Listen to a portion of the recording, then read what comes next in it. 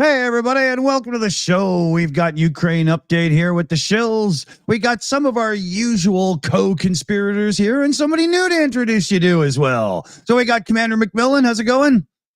Pretty good. Good. We got James over from Why Ukraine, The Last Alliance. How's it going, buddy?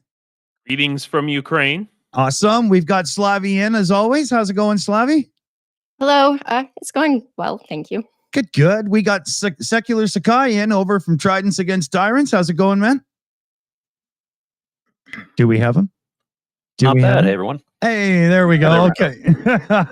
And we had Starsky in, but then he dropped. So I'm sure he'll be back in, and we'll just kind of mosey on forward here and get to where we're going.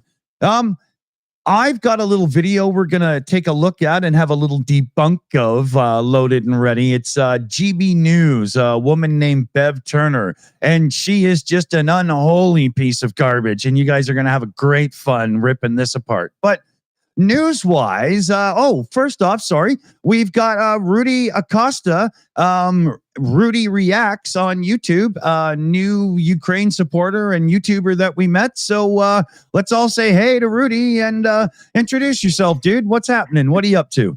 Hey, nothing much. Just here in Arizona. And yeah, I recently started making YouTube videos and stuff. So yeah, it's just a passion of mine. And it's an honor to be on here. So this is a new thing for me, but I'm loving it. Yeah, cool. We've abducted him for his first live stream. So yeah, he's popping his cherry with us. So I'm sure we'll mess with his head a little bit during this. They did the same thing with me. I've been there. It's got to happen sometime. Exactly. So news-wise, let's flip to Commander here first. The thing that's popping right now that everybody's talking about is Zelensky bringing up the precious earth minerals and the wealth, and how the focus has really been about that since the beginning, not so much cultural stuff. It's a real punch.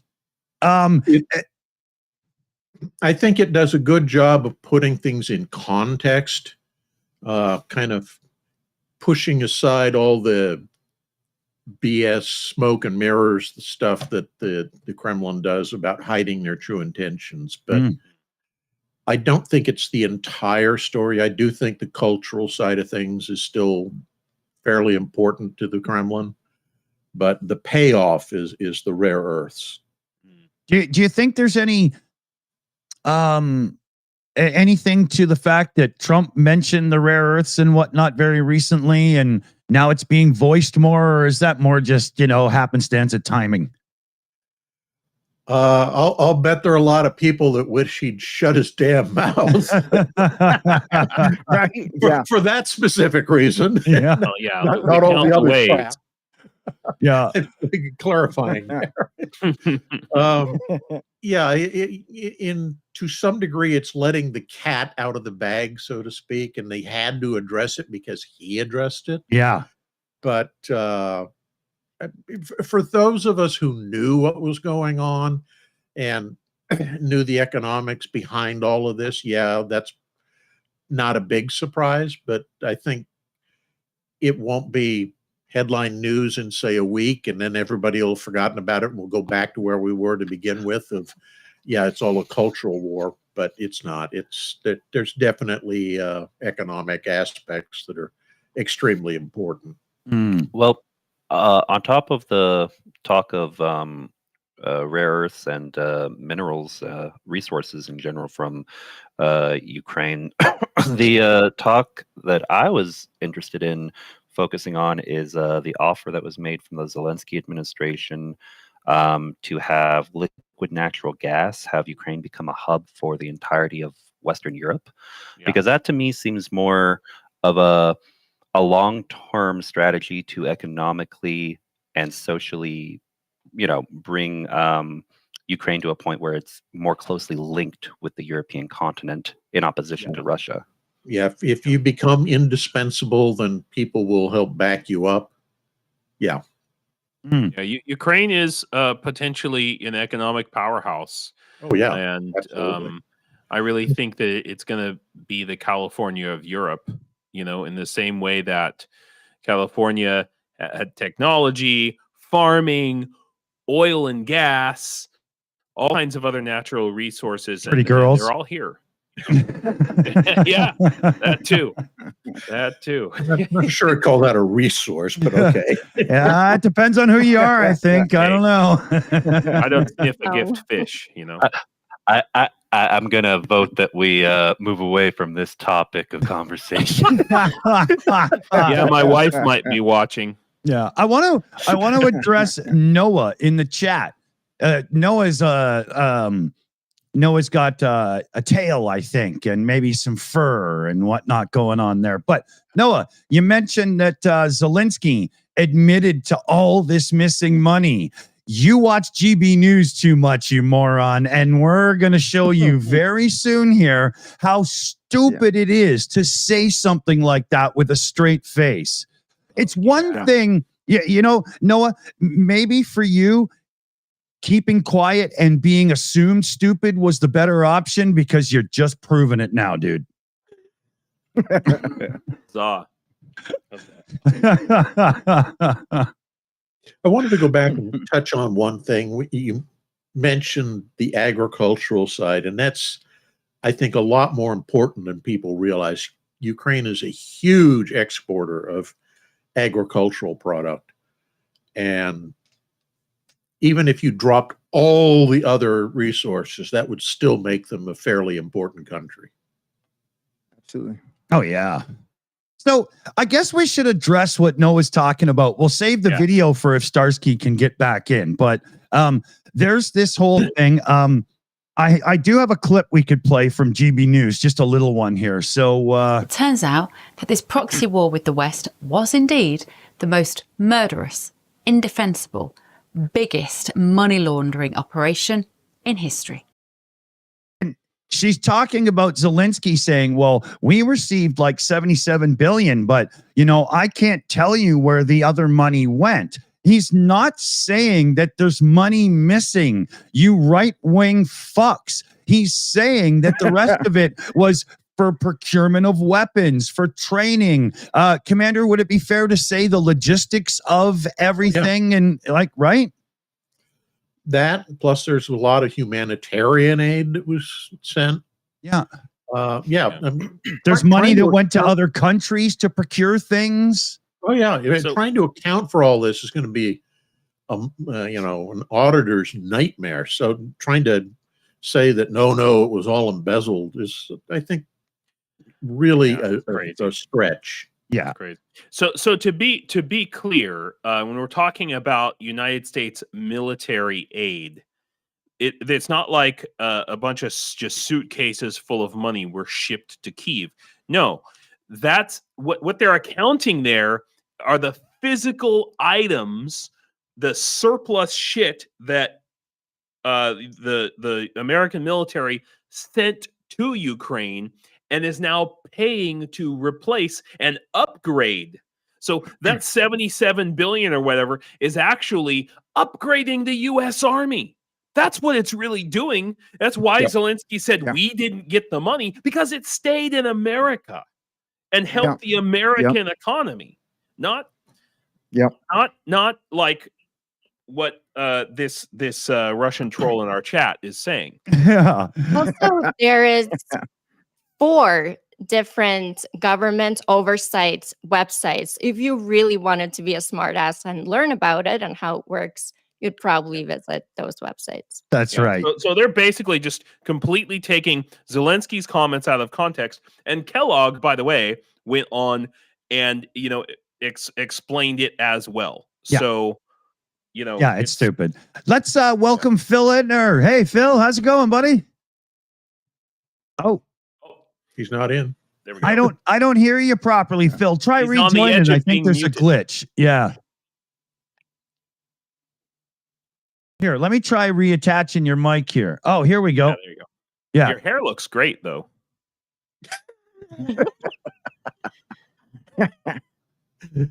Here, let me hit. I requested your mic to be attached. Look on your screen, Phil. There should be a pop-up for you there. It didn't pick your microphone properly. There we go. There we now go. you can hear me. Yeah, how's it going, Wow, man? we can almost smell you. Hi, everyone. Totally unexpected. Sorry, I'm ambushing. No worries. So we were just talking about that whole BS around the money and whatnot, right? Well, yeah, and I heard what you guys were talking about, and the fact that the money didn't leave the states. It was misappropriated before it actually ever got into Ukraine. So that's look, but the problem is look, the entire thing with USAID. I've watched USAID for 30 plus years. It's a deeply dysfunctional organization. Aren't most The that large? USAID is a separate thing. It's a separate issue. It's a separate issue. You're right. But what I'm talking about is USAID, State Department, the Pentagon, Commander. Absolutely. These become massive organizations with what they hope to be as oversight, but what it really does is create opportunity for misappropriation or mismanagement or all the rest of it. So, I mean, look, these are multi-billion-dollar projects, and there just is going to be mismanagement and in anything that big there's no way around anything that right? big. But I've also seen USAID save lives. Oh yeah, I've seen USAID pick Pakistani farmers out of flooded zones with Chinook helicopters. Yeah, I've seen grain granted to starving populations in Central Asia from USAID. I've seen here in Ukraine. I mean, the electrical grid gets repeatedly supported by USAID by giving like generators. Right. It's you're throwing the baby out with the bathwater. Yeah. It's obviously it is a major issue, but why not fix it instead of destroy it? I think right. Not just with regards to the topic of Ukraine, but just in general domestic policy in the U.S. I think you're greatly overestimating. I think that the actual strategy of the Trump administration is to create as much chaos as possible instead of help anyone, from everything that I've seen. I mean, I personally think it's inception. I think that the KGB or the FSB did a great job, inserting a lot of ideas into Trump's head and Elon's head, quite frankly. It's even farther than that. It's into the heads of the American public and the public of the West in general. Yeah. Of just disinformation, and people get really lost in all this.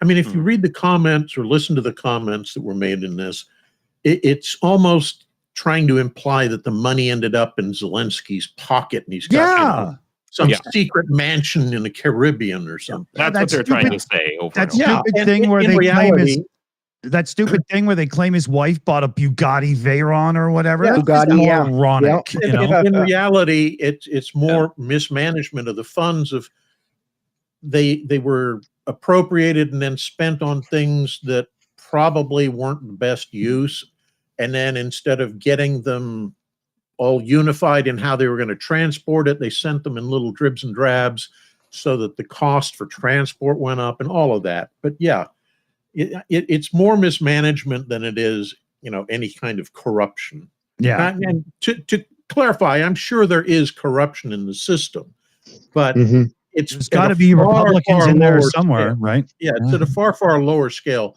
than they're trying to imply.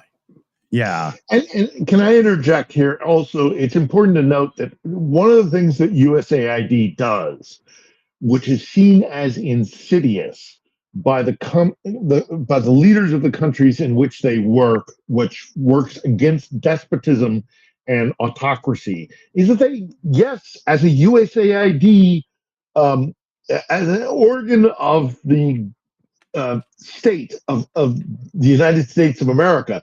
They promote democracy. They promote the rule of law. They promote multiculturalism. There's all sorts of things that come with USAID, rightfully or wrongfully, which are a threat to autocracy. So of course they want to destroy them, and they want to paint them in an ugly manner. And Musk, in particular, it seems, and Gabbard, and several others, seem to have bought into this idea that it is that USAID is a that it's an organ of the CIA, or the military. I don't think they bought in. I think they've been bought.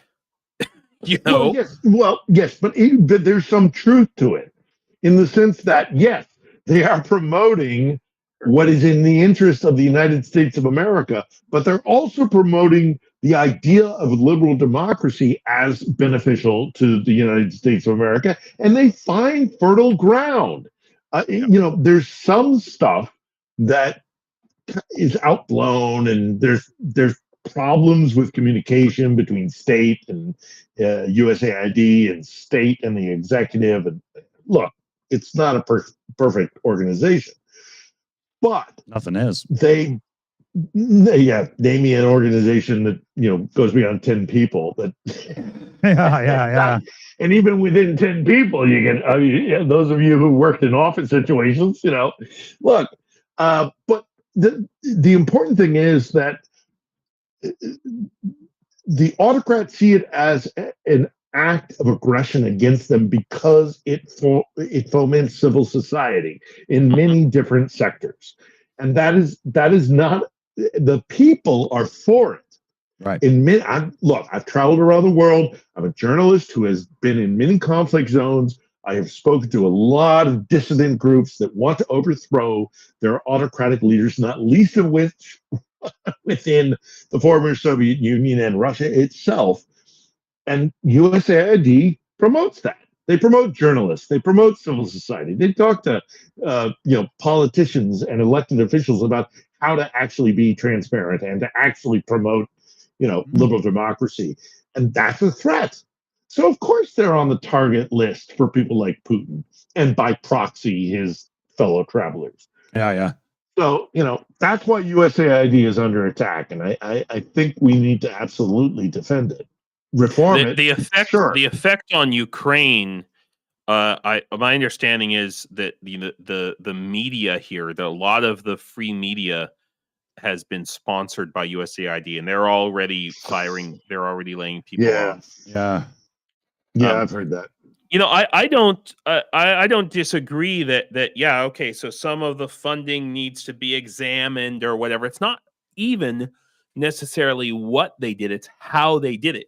Just cutting off, just saying, okay, wake up in the morning and all of these programs all over the world are gone. All of these soft power, you want to say CIA psyops, whatever you want to call them, they're gone. Now, what that teaches the rest of the world is America's not reliable. Yeah. That's it. Yeah. And it weakens us so freaking much. Jon Stewart even made a joke about it the other night on his show. He was like, do we have any friends left? It's a symptom. It's a symptom of xenophobia and isolationism. That's what it comes down to. The United States is doing things like this, and then the whole thing with the Department of Education, all of the insults and veiled threats, not even veiled.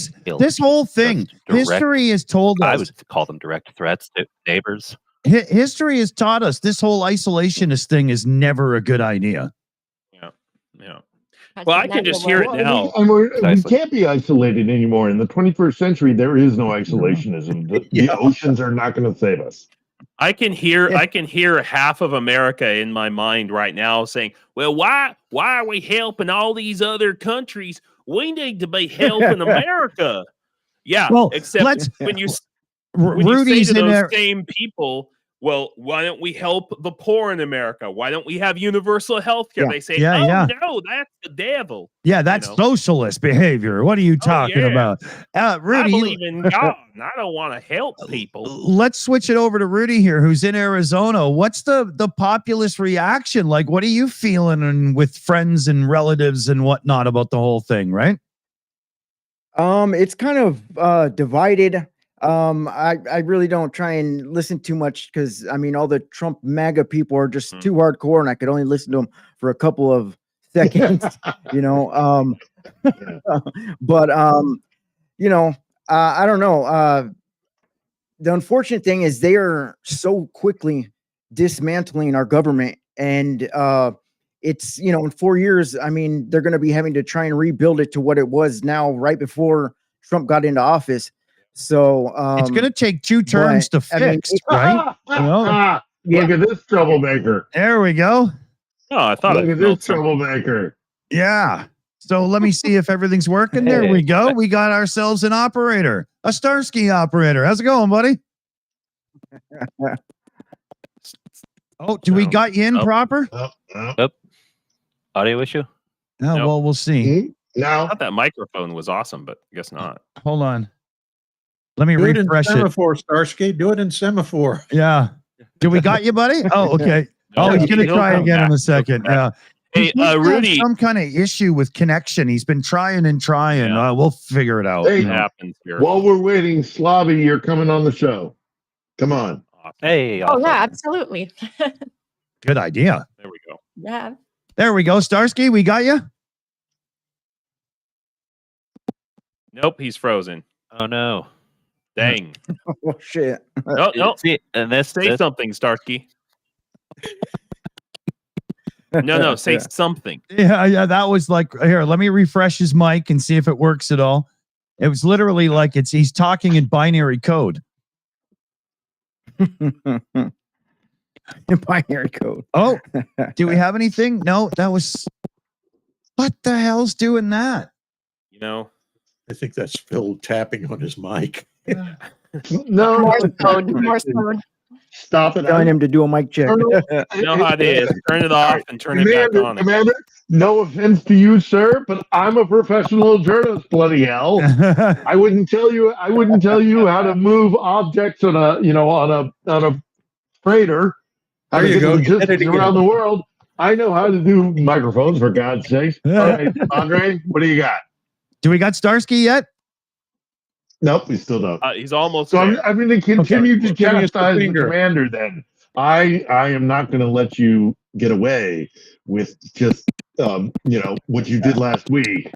With kind of like I'm not going to. I'm going to do this in the closing arguments about what is the terms of what is a victory for Ukraine.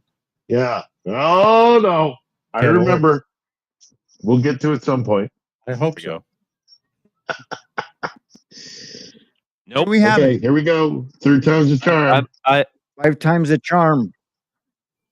10th I'm time's hoping- the charm. I'm gonna hoping give you it's the Yeah, right. microphone. Starsky, I'm gonna give And- you what's and not called the Starlink. Messcast link here. Try this. It might help. Don't let it reload last session. Same password.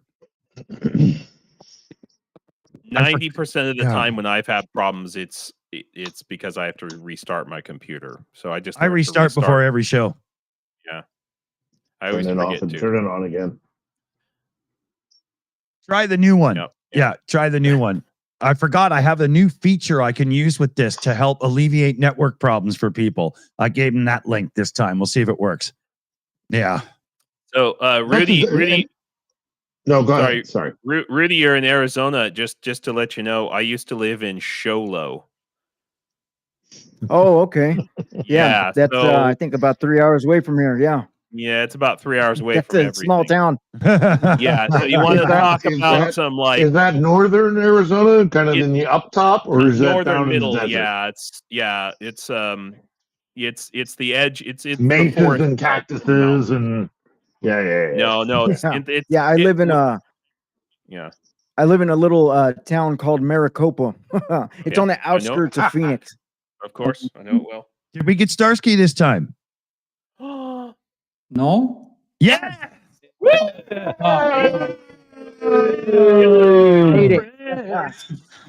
Hello, my friends. I'm so sorry about the technical issues. The only reason it happens was because I'm stupid, of course.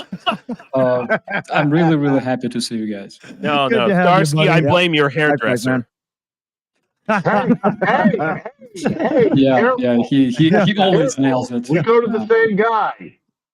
Yeah. How are you doing, Philip? Yeah. Taka Beachna. No, Malna. So yeah, Starsky, let's get you caught up a bit. We were talking briefly there about Zelensky saying, well, we only received 77 billion, and how disingenuous it is that some very hard right-leaning people are really taking that and running, because it's not some $100 billion ripoff. No, it's just moronic, isn't it? Yeah, absolutely. And we need to understand what kind of money are we talking about, because previously we've heard like astronomical numbers, like 200, 300 billion dollars that are literally like parachuted over Ukraine so we could enjoy, like catching the money falling down from the sky. I've never seen that. Actually, I would love to, right? I spent it all on vodka. Yeah. Lamborghinis for everyone. Yeah.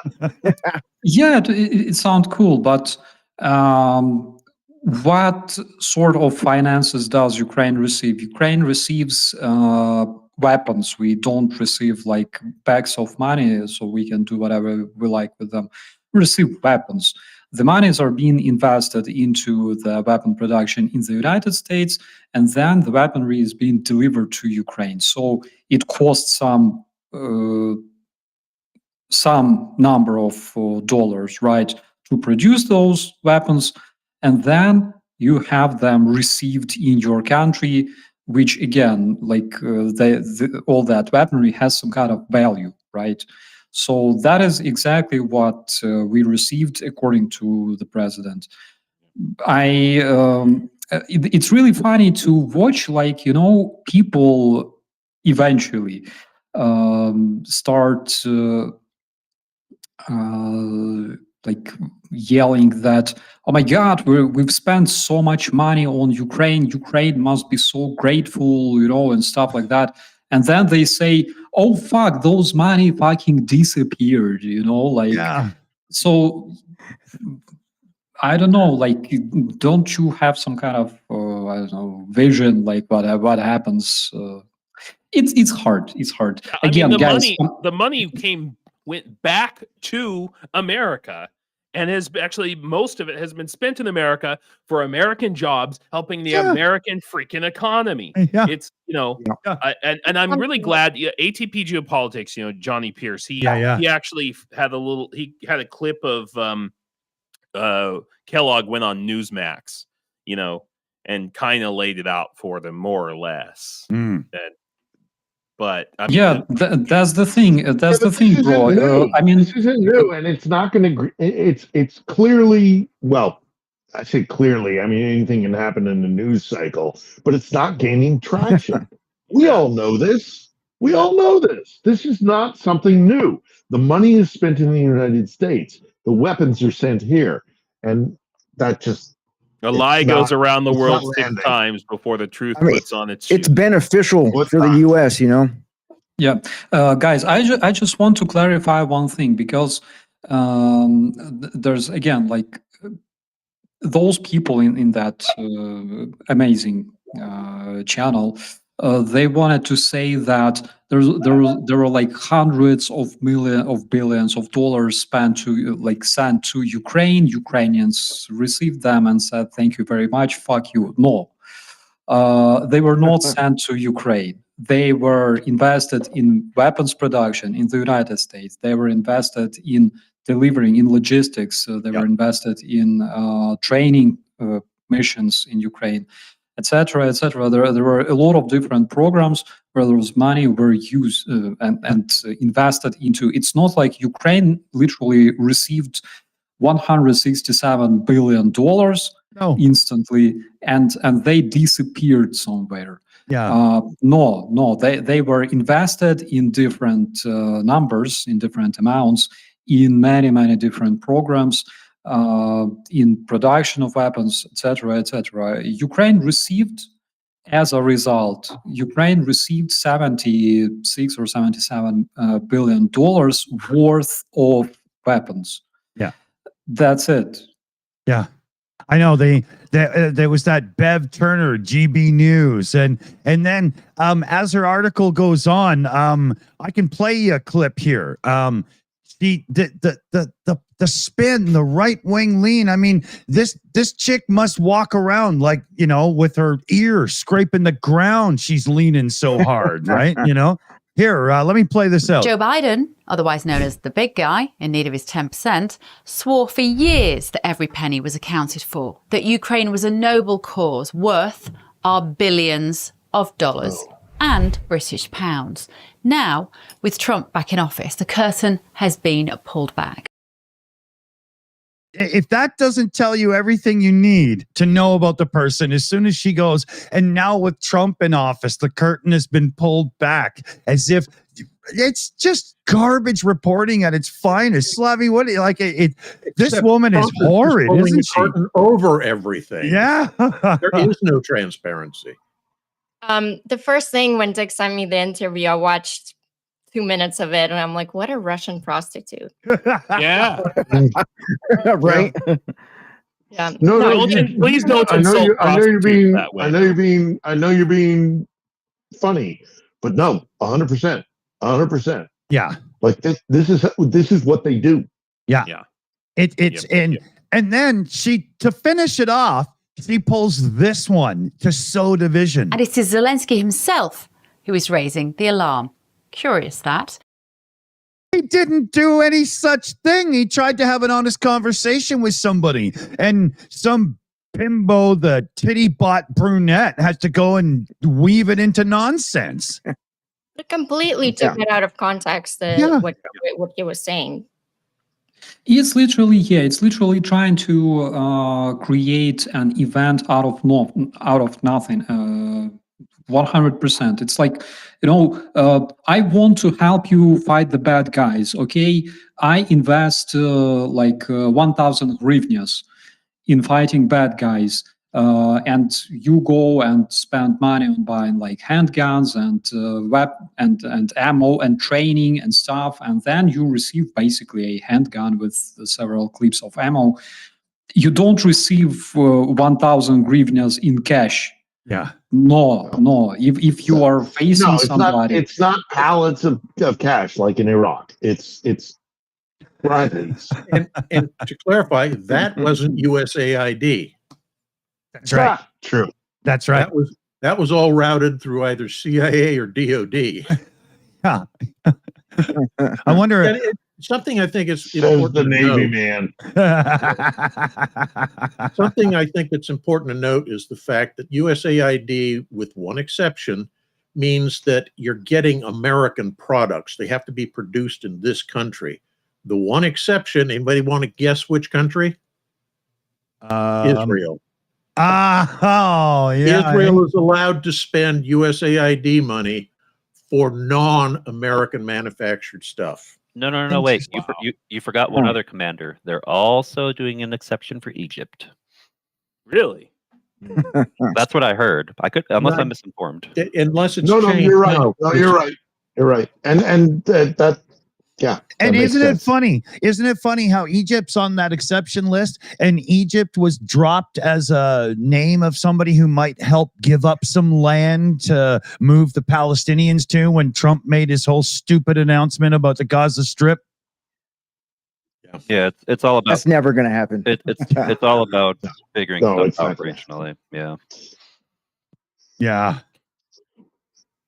Hey, If you take over Gaza, there'll be no terrorist attacks on the U.S. people that are providing security there. None at all. Yeah, I lived in Baghdad from 2003 to roughly 2008. Yeah, that ain't gonna happen. I don't think the Palestinian people are ever going to go for that. I I usually You're never going to be able to get them out. yeah, no, the entire Nor should they. It's their home. They're Right, not exactly, white for sure. Christian Absolutely. male, so they're not allowed to make decisions. They're non-people.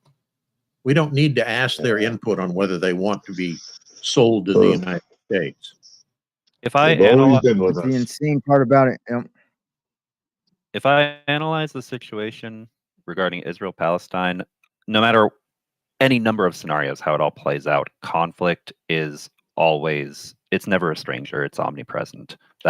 There's only a very small number of ways you could end conflict in that region, and most of them are not. What do you mean? nicest. Gaza's going to be the next Riviera of the Mediterranean. Well, it's also hey guys, Stupid. it's also worth noting that world wars do not start in the Holy Land. World wars start in this part of the world. Yeah, yeah, Okay, right. The crossroads between the Baltic, the Adriatic, and the Black Sea, where European empires and the Ottoman Empire messed things up so fucking badly here that they are still fighting over it. That's where world wars start, not in the Holy Land. It's a fucking as awful as Gaza is, and it is.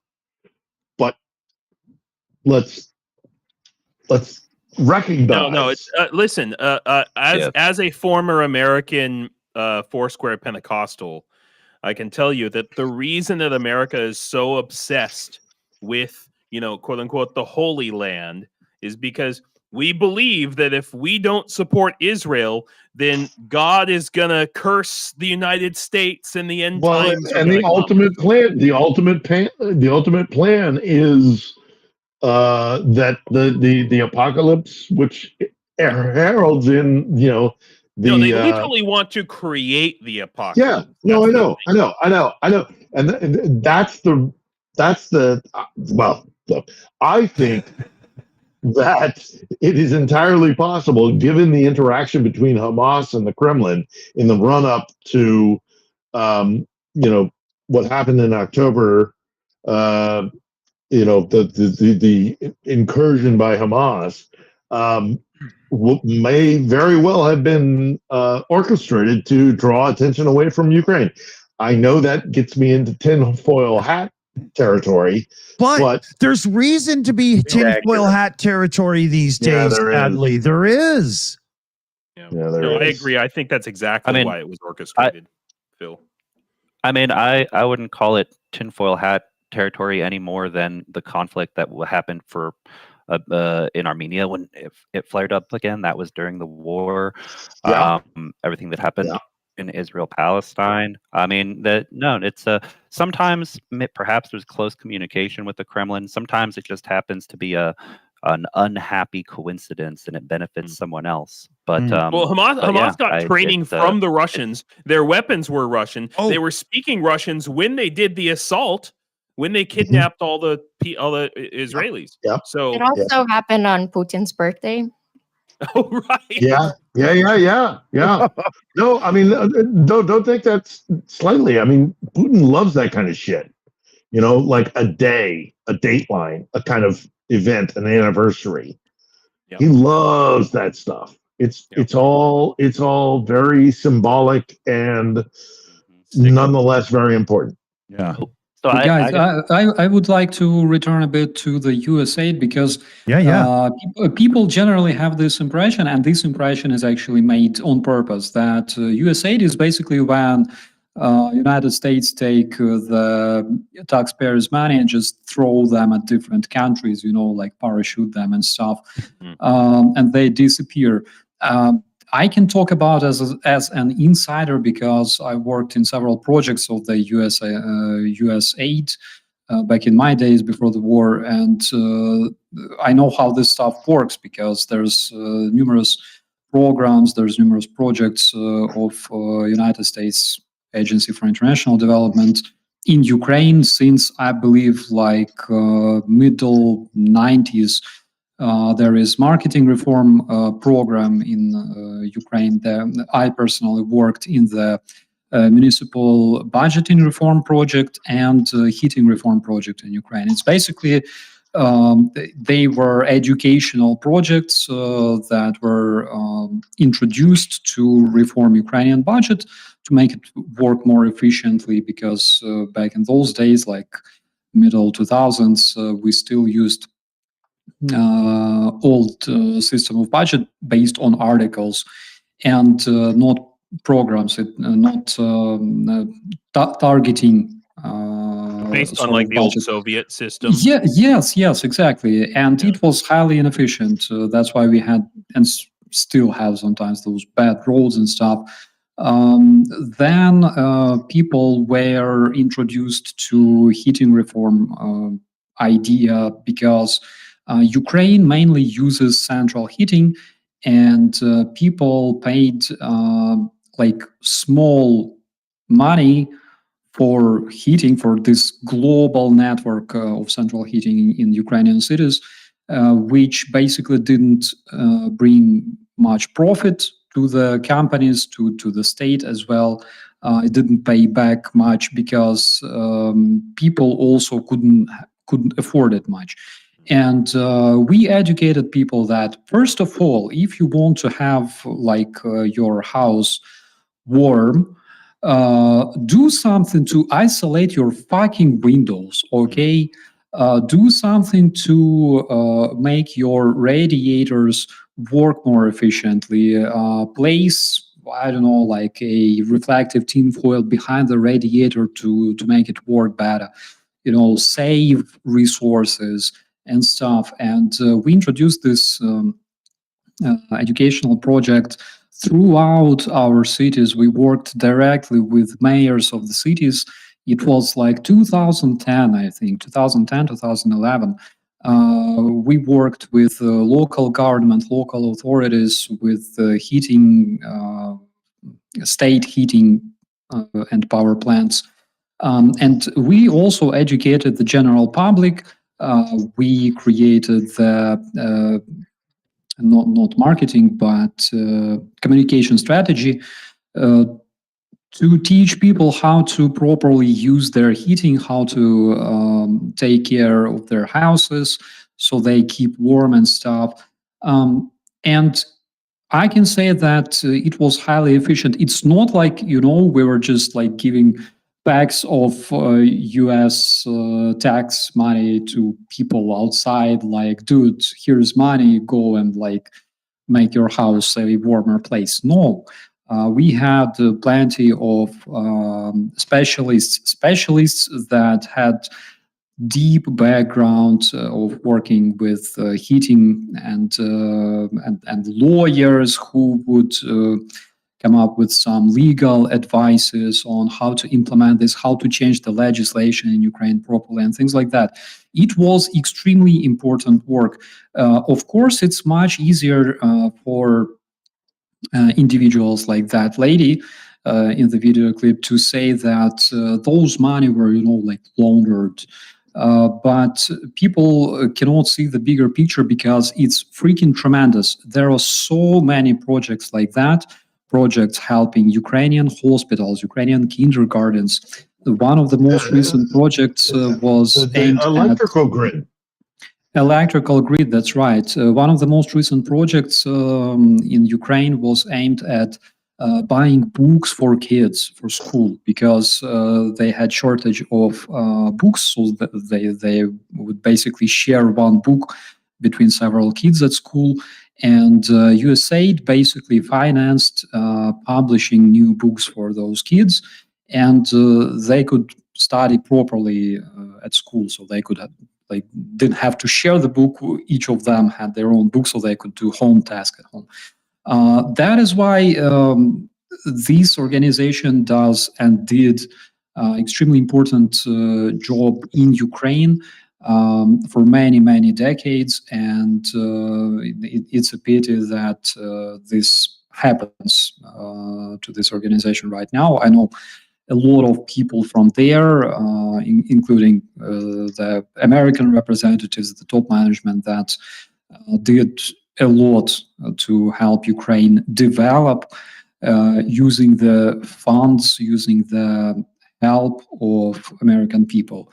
That is, by the way, one of the reasons why Ukrainians are still so much grateful for for American citizens, because they were helping us become a better nation, a better society, long before the Russian full-scale invasion, probably since middle 90s, I believe. Right, and that's why the FSB and the Chinese Secret Service have somehow inceptioned Musk and Trump to cancel this stuff, because they don't want that power vacuum, as Tim just said in our chat.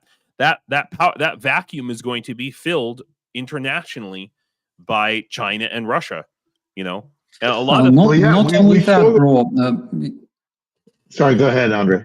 Yeah, bro, not only that, the other day, Slavi actually posted a good explanation on why Elon Musk hates US aid so much. Slavi, can you please explain? Yes. I was just gonna try to bring it up, but Elon Musk hates the US aid because they were investigating Musk about Starlink. So yes, about Starlink contracts in Ukraine. Yeah. Well, I have to mention, part of what USAID, one of the programs that USAID has. I think his mic is off. Sorry? We hear you. Oh, okay. But one of the programs that USAID has is promoting multipolar liberal democracy with different parties. So they talk about civil society and legitimate voting and political society, and they do it. There's both a representative from the Republican Party and from the Democratic Party. They don't. That falls under the umbrella of USAID. Can you guys hear him? Yeah, sorry. Rudy, if you Can can't you hear hear me or somebody, Rudy, if you can't hear somebody, rejoin. We're just having those glitch issues today. Just give it a refresh. Okay. Go ahead, Phil. No. Well, when I get on, you know me, when I get on a rant, Yeah. All good. All mic good. is working or not. I wanted to look under the umbrella of USAID. They talk about what it is to hold a free and fair election with representatives from both American parties. That falls under the umbrella of USAID. Okay, and so it's not part. It shouldn't be domestically. Domestic partisan politics in the United States. It's about liberal democracy. Sounds like George Soros to me. Yeah, absolutely. But the fundamentals of that idea is a threat to unipolar political systems like we see in China or Russia. So of course they find it as divisive. Of course they see it as a threat. By definition, it's a threat. But they make it some sort of geopolitical strategic maneuver by the United States, when really what it is fostering civil society. So, I mean, we need to I've seen USAID in action for 30 years. It is not nefarious. It is admittedly very problematic. There's lots of issues with money and people and manpower and communication and intent and all the rest of it. But it is a threat to these guys. And so, of course, they're attacking it, because at the base of it is the idea that liberal democracy is a good thing and should be something that should be spread around the globe. Yeah. As to those who are, where there is fertile ground, let's go. I want to jump in here quick, guys, before we continue on. We are doing a little fundraising today, is on as well as our regular, boom fundraising. Janine Terblanche, she has found herself in a very sticky situation. There's some fundraising going on. I will get the mods to drop the links right now. There's a Ko-Fi, there's a PayPal, Coffee, whatever it's called, Ko-Fi, and anything directed to us can just be marked for Janine, and we'll send it over as well. I have a graphic that I could show you that was done up, and for some reason it's just not loading. It's like this one file on my computer got corrupted. So and we got Greg Terry Experience in the chat too. He had a comment earlier that was great. Oh, here comes trouble. Yeah, good news. Well, I missed his comment. Well, I'm going to read it. Good news inserted here. He says, I'm witnessing the most convoys of weapons arriving in the east of Ukraine that I have seen in any time since 2022. Good news and the current truth. And for some reason, YouTube is trying to moderate that comment out. He couldn't get it into the damn live chat. We have our moderation set to none. The only thing he put in that was a rocket emoji. And it's obviously a cartoon rocket from like the 60s cartoons or whatever. Well, YouTube, get out of the way. Just please get out of the way. Will you? Given timing, that's probably that end rush in the Biden administration to get all the stuff they could, the appropriated funds out before the orange shit gibbon messed with it. Yeah. So we gotta agreed. And speaking of what Phil said about the US aid, I remember, Philip, I'm not sure if you remember this, like last year before the revolution, or couple of years before the Revolution of Dignity in Ukraine, there was also pressure on organizations like USAID, like World Bank, in Ukraine by Yanukovych. Because Yanukovych basically started assigning his crooks on different positions in the government, not only in the government, but basically all sorts of managing positions. They were busy, they were occupied by Donetsk crooks of Yanukovych. And organizations like USAID, they started being pressured. I remember that. My colleagues were talking about it. They said that a lot of our programs, like we had to cancel them because we feel this enormous pressure from the pro-Russian Ukrainian government, the government of Yanukovych. That's the same thing because they didn't need that. Russia felt okay without such organizations for international development for quite a while. I still remember times when I worked in the World Bank, and our office was responsible for Ukraine, Moldova, Belarus, but we also worked with the Russian office of the World Bank as well. And they were also saying that they were pressured by Putin's regime back in those days, like 2008 already, because he's not interested in liberal democracy, he's not interested in human rights, etc., etc. It's something that poses danger for him, actually. That's why he didn't need it. But on the other hand, if, like the international community can be fooled into providing some finances so Putin can expand his oil production, for example, in Russia, then why not, right? Yeah, no, look, the very fact that USAID promotes pluralism in a democratic system, which is anathema to Putin's idea. He can prop up Zhirinovsky, for example, was opposition in Russia, but really what he was kind of a puppet that could be pulled out onto the stage and kind of shook around and said, look, we have opposition. No, you don't. What USAID promotes is a real discussion of differing plural political parties that would be a threat to a system like, and is a threat to a system like Putin. So of course he hates USAID. Yeah. Try and put USAID in Belarus. Never going to happen. Look, I'm going to hop off because I've been working all day or this evening with my editor on this week's episode of On the Edge. And so I thought I would unabashedly come on here and promote myself, aside from the fact aside from the fact that I still have a bone to pick with Commander about last week. But we'll do it another time. But this week's episode, we have a guy by the name of Leonid Miroshuk. And Leonid is a real honest-to-God Ukrainian monuments man. Okay, so he goes to the front line, and he goes into museums, and he goes into churches, and he goes into places where there are historic, cultural, and artistic items of importance. And at the very serious risk to his own life, he and his team take those items, secure them, and get them out from the front line. It's our first episode where we actually conducted the interview in Ukrainian because Leonid doesn't speak English, but I thought the topic was so important that I wanted to make it happen. It's a little rough around the edges because we're working with like AI and stuff to create his voice, but it's still really, really interesting.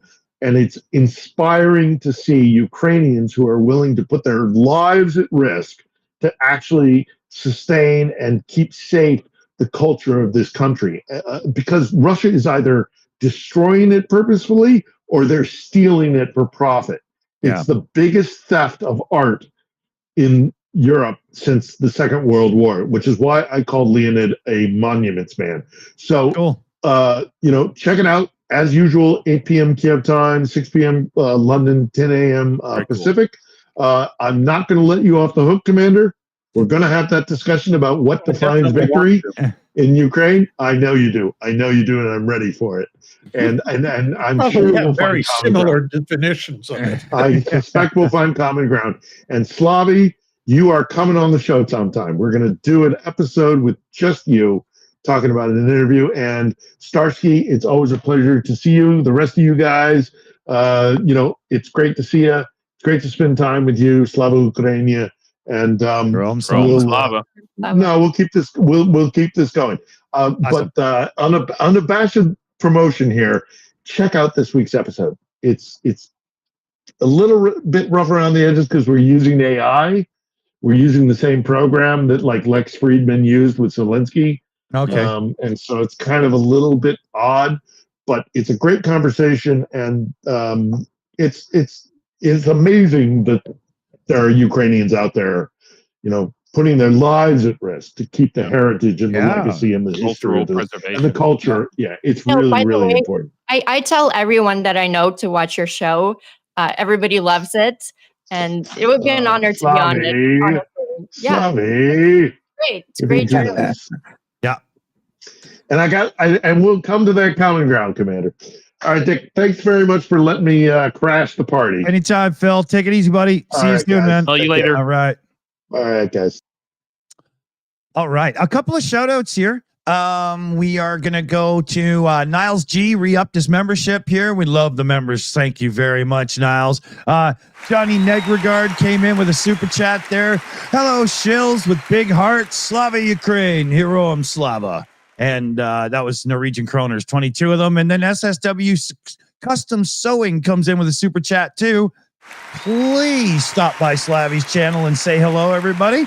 Big thanks. Yes, we'll get the link in. Got to get the subscriber count up and the view counts up and up. And we'll get Rudy's link dropped again, too, to make sure that everybody's going over to say hi and whatnot. And we got James's link to come up as well. So we got a lot of links coming up. Pay attention to the live chat right now. It's kind of the place to be, I guess. I got a couple of donations that came in, too, here. So SSW Custom Sewing with a $5 direct donation here. Boom, boom, fun. Thank you, everyone. Slava Ukraine.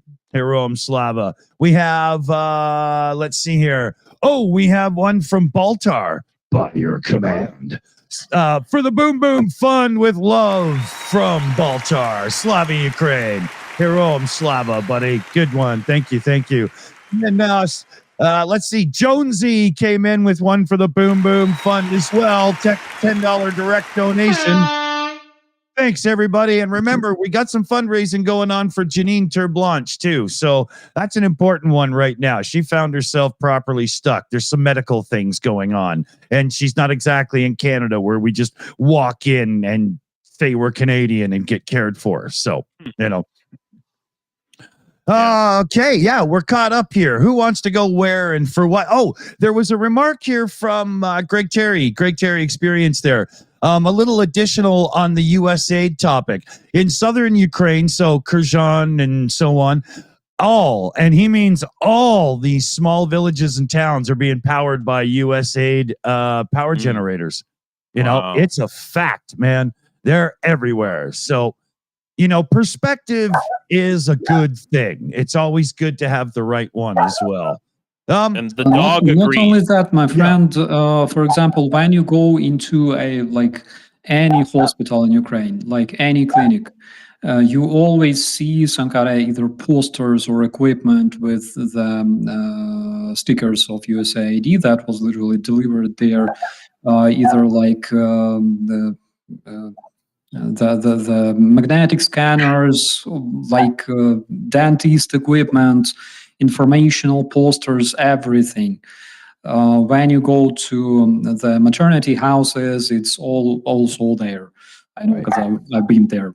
Yeah, and a lot of, for example, schools. Again, when you go to a school in Ukraine, there's always some kind of informational poster or books with those stickers, because actually, United States provided Ukraine with enormous help and support and aid over these years, and it's still like until the 2025, it still did a lot, not just in terms of like military. However, what kind of military aids we're talking about, like Starlinks, it's a different thing. It's a different thing. Because again, there is a lot of Starlink terminals in Ukraine that are used, for example, in the invincibility points. They're not used for military purpose. They're used for the civilians, right? Right. So it's a pity that all those things are happening to this organization, I would say, because they do a lot of good things for Ukraine. Again, it's not because I was an insider. I don't receive any funds from the USAID, but I know people who you were paid $3 million for this, weren't you? 3.5, but but I know people that are dedicated, and again, there's a lot of Ukrainians working there, like me once, right? There's a lot of Ukrainians working there. They dedicate their time. They are professional because they all pass the interviews before getting either employed in the organization or in the projects or in the programs. And I can say that they literally employ best of the best, like professionals who do their job, who know their job, and who have a good background. Yeah. And there's a side note to this too, because with USAID maybe not being in certain areas, there's already talk of China stepping in. And so now you've got foreign entity influence in a place that you don't want it, like bad influence, right, Commander? Oh, absolutely. But see, again, the argument that your average American in freaking Sholo, Arizona is going to make, is, well, why is this money going to some other countries, which should be helping America? I know people who can't heat their homes and don't have cars and blah, blah, blah. But those same Americans are the exact ones that when it comes to voting for programs that help people in the United States, they vote against them every single time. So 100%. What do they want? They want their tax money going to Elon Musk. Yeah. It's just that simple. It's going to be, there's talk that it's for tax cuts for billionaires. Yeah. That's important. They have to be able to afford more than one luxury yacht a month. Yeah. How else are they going to have golden toilets, right?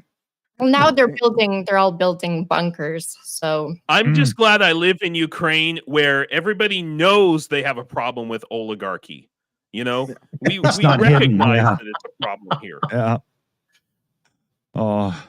It's broligarchy here. Yeah, broligarchy. I just can't believe that so much of the U.S. actually voted for this. A lot of them knowing that this was a possibility to happen, you know?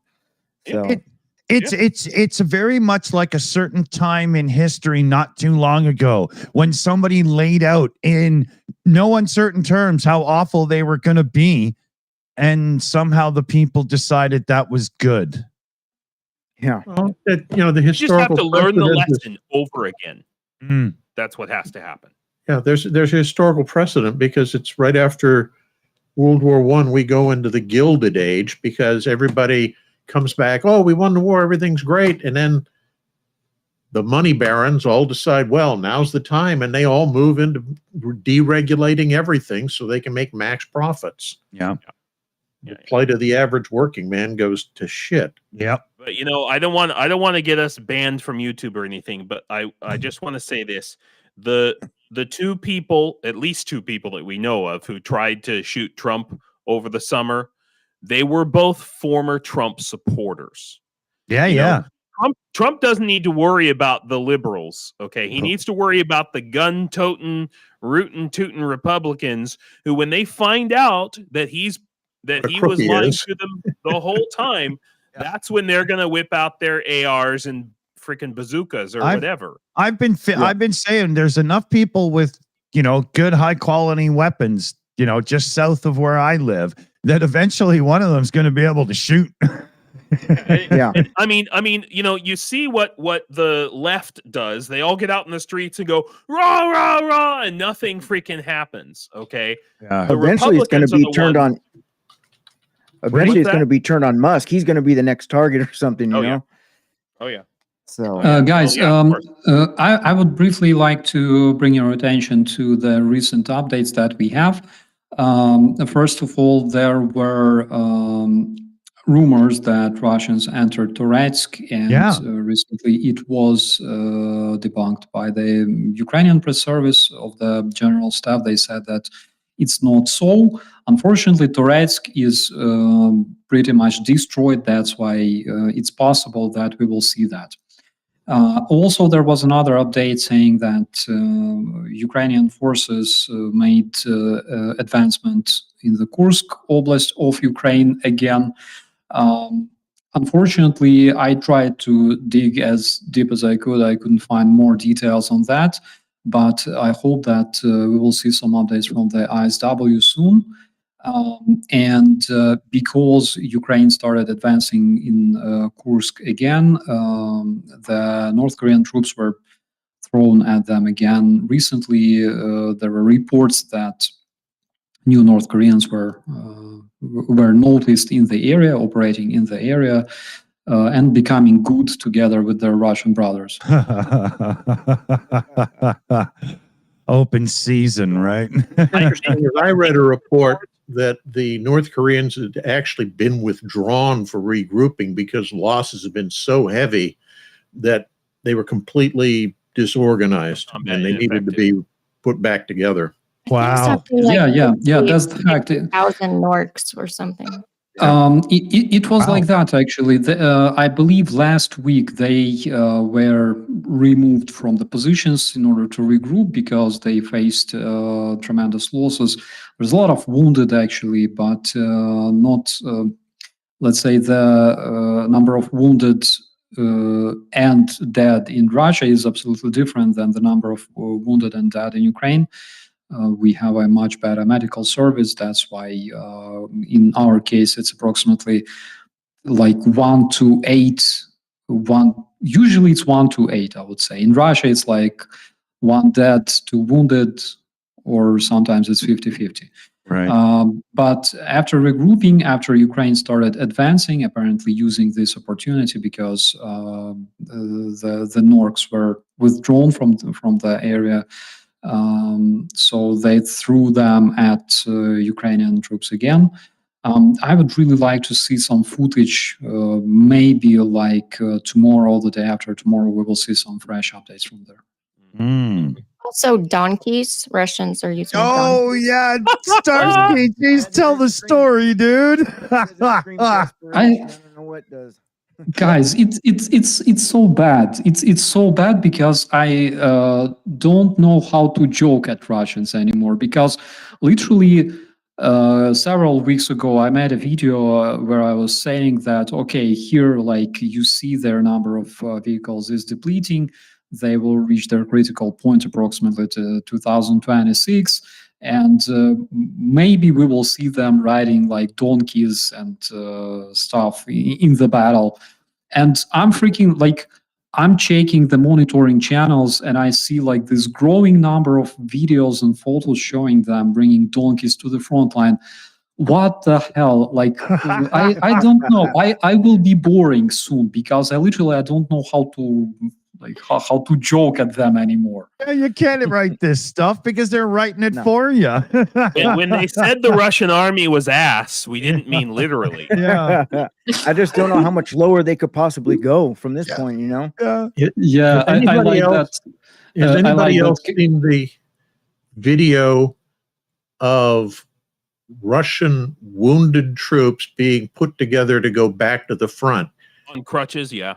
Yeah, they're on like Multiple crutches. Multiple videos. One guy's blind. It's like- Wow. and they're sending these guys into action. It's like, what the hell? Yeah.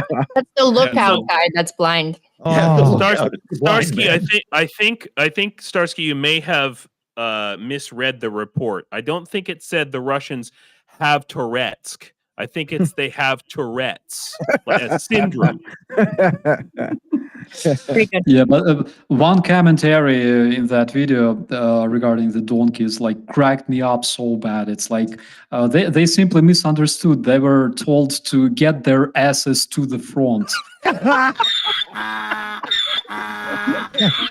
Oh no, you have it? You actually have the sound? Oh my god. What are we doing? What are we doing? You got to be prepared for these things in life. That's all I can I feel say. bad for them, though. I mean, you know, these donkeys don't even know that they're gonna end up getting fired at and stuff, and more than likely yeah, getting killed. It's animal cruelty, you know? Yeah, Um, for sure. Yeah, I think PETA must react. But one thing about their wounded orcs that were sent back to the meat assault. So the reason they do it is not because they expect that they will, I don't know, take a position, for example. Right. It's also not because they lack men so badly. It's literally because they want to dispose of them. Wounded Russian demands more resources, more efforts, more care than a dead Russian, right? And if he disappears, it's even better because then Russian government doesn't have to pay out the compensation to the family. Right. So they send those poor dudes in to the Ukrainian position. So Ukrainian soldiers will shoot them and expose their positions, so Russians then can attack them. You have to pay the medical bills. Right. Yeah, that is like the main point. So they will die, and Ukrainians will expose their positions. So then they will strike them with a drone, for example. They Death benefit potato bags are getting expensive these days. Absolutely. But the reason, the thing is that they literally don't care about human lives at all. People must understand that Russia it's like a chaos of shit and death. And it's a quote by Russian, by the way. It's a chaos of shit and death. They don't care. They will there's a bunch of wounded. Send them into a meat grinder. We will at least expose Ukrainian positions and hit them. This is how Russians fight all the time. Yeah. I love Starsky's humor, man. It's hilarious. Yeah. We've got 10, 15 minutes tops here, really. It's I have my eye appointment coming up, and soon I'll have glasses and I'll actually be able to read the questions and comments clearly and better. I can't wait. But sorry but that still say, doesn't fix the problem though, Dick, because you might have your eyes fixed, but we can still see you. yeah, well, that's part of it, but maybe I'll get tinted ones so I can be cool, you know. There you go. You know, the thing is I've got a light right, to do the lighting for the camera. So if I get tinted ones, I think they'll just simply go dark, and I'll end up looking like I'm trying to be cool, man. And I just don't think that's gonna sell. Like, I'm too old for that. Unfortunately, Dick, I can tell you, I have tinted glasses too. I'm wearing them right now. It only works when they're exposed to UV light. Okay, well, these are Yeah. little LEDs and freaking a circle, so it probably Now, maybe it wouldn't. if you try putting it under your weed lamps in your I don't have your any, pants. but Well, that's just sad. yeah, well, it's Now Canada. The I'm stuff sad. is so cheap. Why grow Oh, it? You just go to the store and you can have a variety of things. Fair Yeah, enough. I got Well, a just few. for the fun of it. I got a few shout outs to do here before we get anywhere close to done, though, because everybody went crazy gifting memberships in our live chat there. So we've got some big thanks to give. So Joe Medley came in and he gifted out 10 memberships, and we love gifted memberships, Joe. Thank you so much. And then Niles goes absolutely crazy with it and gifts out 50 memberships, and it was just crazy in the live chat. So-and-so's a member, so-and-so's a member, so-and-so's a member, so-and-so's a member. I couldn't have even tried to remember the names. There was no way. Huge thanks, Niles. That is unbelievably cool. Another round of applause for you there. And then Dunk on You came in and gifted out another 5 Shills memberships. That's 65 memberships in minutes, guys. Thank you so much. And then Dunk on You came in with a $20 super chat. Keep on rocking, Shills. Slava, Ukraine. Heroam Slava. Oh, yeah. I almost said that to Neil Young. Keep on rocking in the free world, because the free world is definitely Canada now, man. That's and then so huge thanks, Dunk on You, because that's direct donation, super chat, and super member giveaways. And then Spider Fate also came in and gave a membership. So is a lot of memberships, everybody. So to Spider Fate, Dunk on You, Niles, and Joe Medley, huge thank you. Wow, man. That's awesome. I think I'm caught up otherwise. We do have a couple of questions that we were going to try to get to here. Let me we got lots in too. Sorry, we got the questions late on a shorter show. That kind of sucks. Here's Linda in the chat. Seeing as you have a great range of guests today, as NK has sent troops in and possibly sending more, is it time to send in Western troops? Whether Europe or US or, shorten the war, like Pastime. Right? I mean, I can't see why there's hesitation when they're bringing in outsiders. Isn't it time to stop this political talk and just get some more action going? I see it. Yep. I mean, any amount at this point, like they're talking about like 50,000. Okay, fine. That's enough. You know what I mean? But it's so convoluted, isn't it, Commander? Right? Because of the whole. The Russians would obviously say, "Well, you're already getting foreigners. You've got all these foreign volunteers fighting for you." Right. But that's a world of difference between national organized brigades being sent from North Korea to fight and a bunch of people saying, "Hey, I want to stop fascism." Right. It certainly would be good, though. I'd love to see it happen. Holy! Tell your congressperson or MP. Yeah. Whitefishy1 was asking, Rudy, are you in the live chat? On the YouTube channel?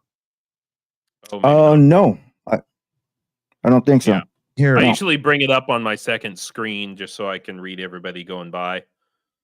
Yeah. Here, I'll make sure you got. I'll just send it over on the. Bluesky there. I just want to welcome Rudy's show to the UATube club.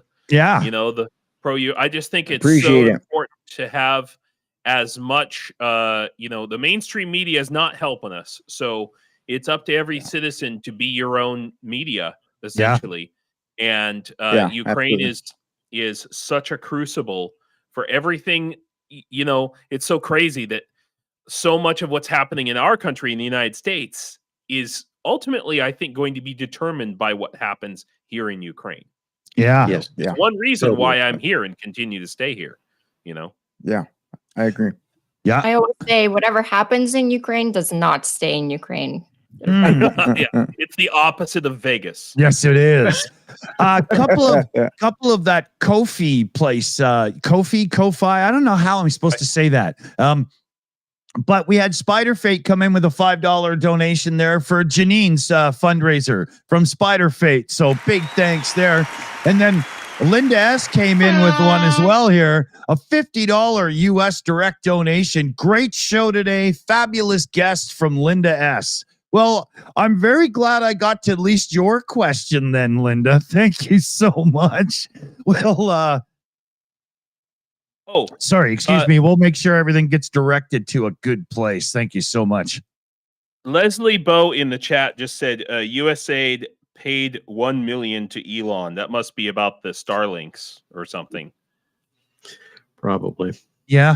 I think they were investigating when Elon turned off the Starlinks when the attack was supposed to happen on the Black Sea Fleet. Yeah. And of But course, I Elon just- gave 100 different reasons why he did that, but we all know the reason. I just wanted to mention to Leslie Bow on my show, like freaking back in, I don't know, September or something, October, we had a raffle, fundraiser raffle, and I didn't have her address for some reason, and she won this. It's it's a HIMARS like children's puzzle, okay? And I didn't have her address, and I didn't have a way to call. So I don't know, for some reason. Anyway, and then I didn't have it with me because I've been in the Army, so I didn't have it with me to send.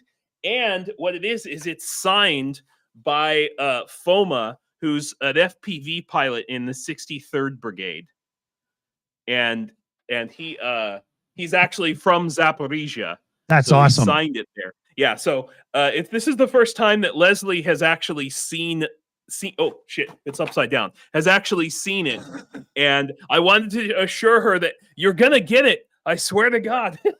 She's been very nice. She's just been very nice about it. Awesome. But, it's the last like little gift from my last fundraiser raffle that I haven't sent out. So it's a pretty cool thing. Speaking of gifts, Stephen Walsh. Hey, Stephen, great to see you, buddy. Just threw a $50 direct donation in as well. Huge thanks there, Stephen. Stephen's a massive supporter of the Ukraine community, and I do believe many people will recognize that name. Absolutely love it, Steve. Thank you so much. We'll get it directed to where it needs to be. And definitely there's some need to be with Janine today. So, thanks for anybody who's gone and donated over to her things. And, you can mark anything. We're doing a portion as well, just regardless, to make sure. She was volunteering in Ukraine for a long time. And, she's just got a little medical thing going on that could use a little help. Here's a question here from Wayne in the chat. Will Kaliningrad be defecting? Military or being pulled out? Commander? Yeah, there was a reaction right there from you. Yeah, there's been a lot of speculation that Kaliningrad, or East Prussia as it used to be, will leave the Russian fold. The place is basically completely resettled after World War II with Russians. So hardcore Russians. Yeah, hardcore Russians. The ethnic German population was driven out. But they've gotten so distant from Mother Russia. They've kind of developed their own semi-culture. So, yeah, there's the possibility. But I think if that happens, the Russians will definitely react very harshly and put down any attempt to debark. So it would leave if the rest of Russia started falling apart. But if it tries to do it on its own, that'll be squashed brutally. There was a question here for Starsky. Anything that you could say or make note of as it pertains to renewable energy in Ukraine? Well, if we're talking about that project where I worked, in the beginning, we tried to understand how to make the heating in Ukraine efficiently, and we decided not to introduce new technologies, but to use what we have, because Ukraine has very developed system of central heating, right? So we have a lot of heating stations, also power heating stations, the heating stations that also produce power. We have them in almost every city or in like regional centers. And why develop something new if we can just improve what we already have? That's why, for example, that project was built around that. I know that there are projects of renewable energy in Ukraine, green energy, the windmills, etc. We have quite a few of them in South Ukraine, as far as I remember. But unfortunately, I don't know much about it. I know that there are other projects that were working with that. And we have them. For example, we have a lot of rivers, like a lot in places like Western Ukraine, Carpathian Mountains, etc., etc. And there were several, let's say, like innovators trying to build a smaller hydro power plant. So people living in the mountainous areas could use also renewable electricity. The biggest problem was, again, Ukrainian legislation, because if you produce energy yourself, you need to have some kind of license from the Ukrainian Ministry. Oh, yeah. Yeah, and that was the problem. It's not related, for example, to solar batteries. Right. But if you use like resources, like natural resources to produce energy, I think that you had to have some kind of license. But we had a lot of different innovations, like small generators that you literally drop on the bottom of the river, and they generate electricity non-stop. And they are compact, they're small, but they can provide electricity, for example, for several houses. And if you use accumulators, you can also save energy and use it like eventually. Right. So there were a lot of projects that I remember, but unfortunately, I didn't work in that area for a very long time. I quit the USAID in like 2010 or 2011. Okay. We sadly we lose Commander now. I think he's got to run. Quick words. My usual closing comments for everybody. If Ukraine's important for you, please contact your elected officials, state, national, municipal levels. And I know it sounds silly that, writing the councilman in your county or something is going to have an effect, but it will. Yeah. Communicate with all your elected officials and tell them Ukraine is important to you and you want the U.S. to keep supporting them. Other than that, take care. See you all next week. Take care, buddy. See you soon, pal. Right on. Okay. All right. So let's see here. I don't have too much longer either. I got about 5-6 minutes here tops. So sadly, I don't think we can get to many more questions. We'll get a longer show in next week, everybody. We promise. We got super chat here from Jean-Marc Ledecour. Starsky, dead Russian body train ever taken by Russians? I didn't hear much about it. I think that the bodies were delivered already, but just the thing is, Russians didn't make much news about those bodies. I've seen one of the videos recently of Russians delivering their bodies using a cargo airplane like IL-76, and they were unloading trucks of Russian bodies, but of course you don't see like people with video cameras there when it happens. It was like in the night somewhere at the deserted airfield. because they, of course, don't want to bring much attention to this. According to Russian media, Russians lost like five sick old men who died from like heart attack on the front line, and everybody else is alive. In 2023, I remember, 2023 or early 2023, Shoigu said that 97% of Russians participating in the so-called special military operation returned home. Yeah. So it was extremely funny, especially after seeing all their columns on fire early in the beginning of the invasion. But apparently they were like, oh shit, I'm burning, but I'm fine. Okay, I will just go. So let me see here. We've also got Leslie Bow in the chat there with a fan message there. USAID paid $1 million to Elon. So yeah, that's what it was. I know there was for the Starlinks and stuff. Yeah. God, sorry. The Starlink thing. I mean, I just think that any minute, any day now, Trump could eat a bad hamburger and wake up in the morning and decide to pull the rug out from under Ukraine, or Musk decides to cancel Starlink. They're in it together now. They could easily do this, contracts or no. So I'm working on a plan to replace Starlink in Ukraine for the military.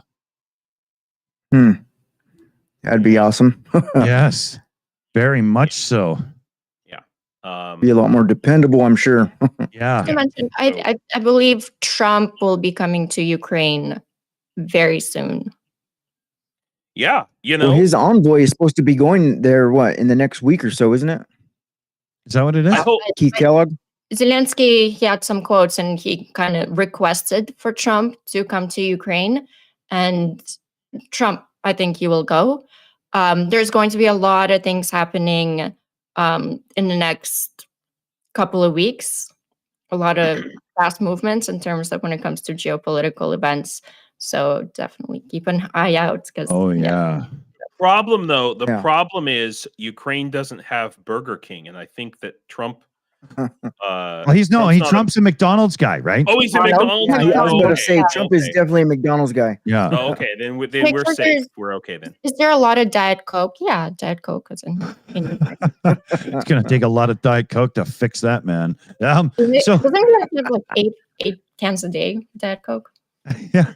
I don't like the weird sugary they use in the diet ones. Can't do it. Coca-Cola is the best classic. Yeah, totally. Go for it. So let's do some thoughts and wrap ups here. I'm just going to go from I'll go from the bottom up today. So we'll start with James there. Thoughts, wrap up, shout outs. What's going on? Yeah. I like I was just saying, I'm, as some of you guys know, I'm in the unmanned systems forces here in Ukraine and actively working on engineering and research, among other things. And I'm quite serious when I say that we have a plan.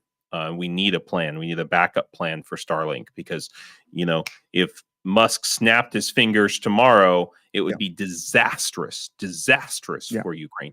And even if there is a peace, if there's some sort of a ceasefire, they could use that as an excuse to turn off Starlink, just on that basis alone. So we're working on, and if you go to my page, whyukraine.com, the unit that I'm work with and as part of the unmanned system forces, we're doing research and development and constantly developing new systems to beat the Russians. And you can see that. So one of the fundraisers I'm doing is for our fiber optic drones, which we need to build with the 3D printers. We need to create the things that hold the fiber spools and connect that onto the drones. Okay. We got about 25 3D printers. We need a bunch of freaking spools. One spool will make about 3 drones worth of of these canisters that attach to the drone that hold the fiber optics. Okay, and we need about 150 of them. Yeah. All right. So that's thing number one. Second thing is, we're constantly dealing with GPS spoofing and jamming and all of that, and we think we've developed a way to get around that without Starlink again, but it's more expensive, and we need help with that. And you can actually go in and buy the mission data for a test flight or an actual combat mission behind Russian enemy lines. Right. Okay. All right. And yeah, so that's, and then second of all, we're developing new fixed wing drones, bigger, carrying bigger, better bombs and further. And they're all made out of carbon fiber. The carbon fiber is incredibly expensive. And so you can go on there and buy us. I've got it down to a foot. It takes about a foot of carbon fiber to, like, if the Russians shoot one of our drones, they come back with holes in them sometimes. Okay, and it takes about a foot of carbon fiber to patch that up. Right. Okay, so that's the lowest possible cost. So if you want to help us repair, we've got that. If you want to buy a whole roll, that'll probably do 2 or 3 of our drones. Okay. So, yeah, please do what you can. Yeah, we'll get the links in the live chat and everything, and then when we click end stream, I'll update the description with links in case they're not in there. I don't actually remember if I did it before, but we'll get it on there. Yeah. So let's go to Slavi next. What do you think there, Slavi? Little self-promotion, shout-outs, and whatnot. Well, in terms of self-promotion, exciting stuff is happening on my channel very soon. The news will be live streamed, and I will be doing interviews, which will be called Between Stars and Tridents. Cool. So leave it there. Yeah, and thank you so much to the moderators in the chat and on the Shills and my channel. Thank you to all the viewers. Thank you for donating. Keep supporting Ukraine. Please call your elected officials. It's going to be insane probably the next month. So please support Ukraine and subscribe to everyone on the panel. Please, we need more subscriptions. Please share all the channels, everyone. And Slava Ukraini. Hero Slava. Well said. Well said. Let's turn to Rudy next, our newest friend and guest today here. A little self-promotion and whatnot. What do you think? Yeah, just gonna be making as many videos as possible in between class. I am in school right now, but it's just gonna be depending on how the situation in Ukraine unfolds. But I'm always keeping them. Obviously, that is a high priority of mine because Ukraine is a very important subject. So they deserve as much attention as possible. So yeah, if you guys check out my channel, Rudy's reaction, and I'd appreciate any likes, subscribes, and shares. That'd be awesome. I like your thumbnails. I was checking out your channel. They're pretty good. Oh, thank you, man. Yeah, he makes good content. Definitely worth watching. This isn't a mercy sub. You'll enjoy. So go over. Any content is better than my content, to be honest. Here we go. Everybody's gonna slam each other, to the no, mine sucks. Yeah. So Starsky, what do you think there, buddy? I think that your content, guys, is awesome. My content sucks. I can smell a lie like a fart in a car. Right? I always get a laugh out of yours. Oh, yeah. So, guys, don't subscribe to me. Subscribe to these guys. They're worth it, 100%. If you hadn't, because I'm sure that you already did. As always, I'm so happy to see you guys in the chat, Michaels and Jenny. I'm happy that you're fine already. And Fragd and Shizo, I'm so happy that you recovered, or you will recover soon and feel better. Yeah, Martin, there's also in the chat, my bro from Amsterdam. So happy to see you as well. Duncan Stewart and everybody else, thank you so much for commenting. Guys, you are amazing. And Again, sorry for this stupid technical issue today. I expected to spend more time with you guys because I missed you. And I hope that next Saturday I will also be here. Awesome. Can't wait. Can't wait. I personally want to congratulate that Noah that was in our live chat for being able to push the line without actually getting yourself screwed with by the mods. I think you did pretty good. A huge thanks to everybody for watching and joining. Remember to keep Ukraine front and center in your conversations, both in real life and online. The awareness is absolutely needed. There's chaos going on in the world right now, and we can't afford for the message to get lost. So it's ever more important right now. Huge thanks to Rudy for joining us. We'll get you back on, man, for sure. Huge thanks to James for joining us. Slavi, of course, as always, and Starsky. And a big shout out to the moderator team on our channel here and on Slavi's channel. We got Chris Lundy today. We got Shayna in the live chat. We've got Super Chat. Matt, I think's here. I hope I haven't forgotten anybody, but sometimes you do. I'm racing right now because I'm about to get in parental trouble if I don't get back to real life here real quick. So thanks for joining us. Thanks for the support. Slava Ukraine. I'm Slava. Well, Slava. Let's hit the boom button.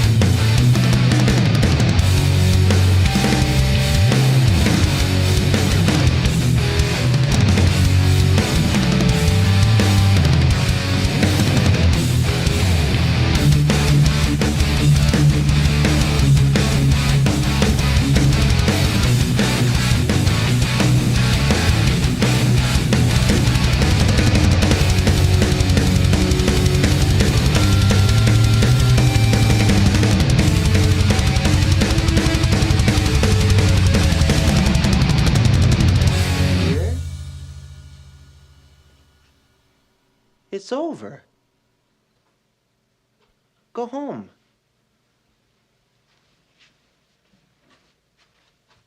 Go.